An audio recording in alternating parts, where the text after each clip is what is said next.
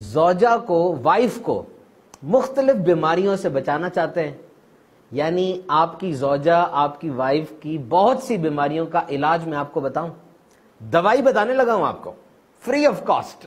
غور سے سنیے گا. شوہر کی محبت، شوہر کی توجہ اور شوہر کے میٹھے بول.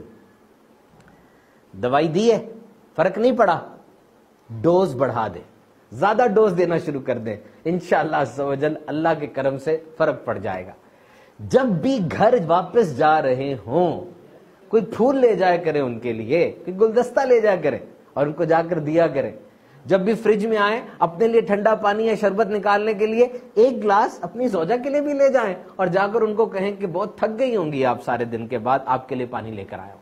اور جب آپ شام کو گھر آتے ہیں، ٹھیک ہے you have a rough day, آپ کا بڑا دن ایسا گزرا ہے، آج کے دن بہت کچھ سننے کو ملا، تو یہ تو وہ سارا کچھ، but wait for a second. ایک تو یہ نا کہ اپنی کہانی شروع کر دیں، ہاں میں بتاؤں میرے ساتھ کیا ہوا. نو، ویٹ فار اے سیک، ایک منٹ رک جائیے اور ان سے پوچھئے کہ آپ کا دن کیسا گزرا.